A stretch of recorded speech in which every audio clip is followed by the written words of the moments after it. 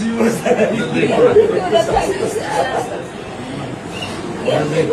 আমি কি করে দেবেন সারা জীবনে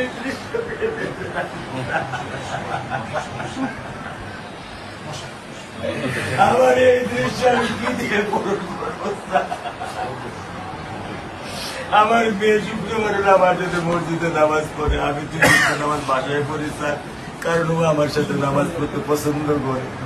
সবচেয়ে আগে যেটা এই মুহূর্তে আমরা করতে চাই সেটা হচ্ছে যে এই অন্যায়ের সাথে যে জড়িত তার বিচার আমরা আগে করতে চাই।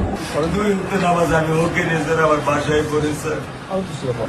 আল্লাহ আমি জানি না আল্লাহ তারা আমার কোন পরীক্ষা করেছে, এই দুঃখ এই কষ্ট মৃত্যু ছাড়া আমার আর কোনো শেষ নেই স্যার, আর কোনো শেষ নেই।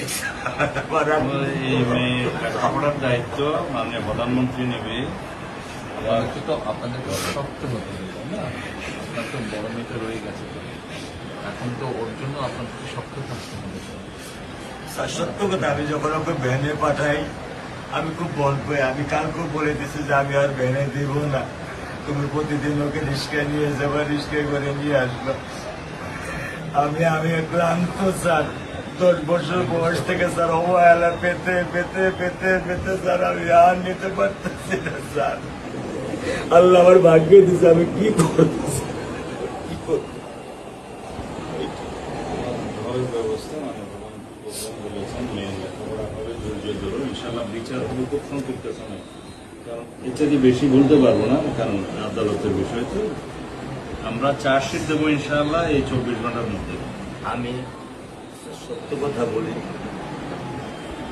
আমার 55 বছর বয়সে আমি এত দ্রুত, এত সুন্দর, এত সুচারুভাবে আমি কখনো দেখিনি। এটা আমি বুঝতে পারছি না, এটা আমি বুঝতে পারছি স্যার। প্রধানমন্ত্রী চলে আসছেন, এটা আমার সৌভাগ্য। আমি সত্যিকার ভাবে স্যার আমি বলি, আমি এটা স্যার প্রত্যাশা করিনি যে আপনার মতো মানুষ আমার এই 10,000 টাকার একটা ফ্ল্যাটে স্যার আপনি পা রাখবেন, কিন্তু এই বিশ্বাস ছিল যে আপনি আর 10 জন না, যে মানুষ ট্রাফিক সিগন্যালে দাঁড়িয়ে থাকে, নিয়ম মেনে চলে, সে মানুষকে বুঝতে স্যার আমার এইটুকু বয়সে স্যার যথেষ্ট স্যার।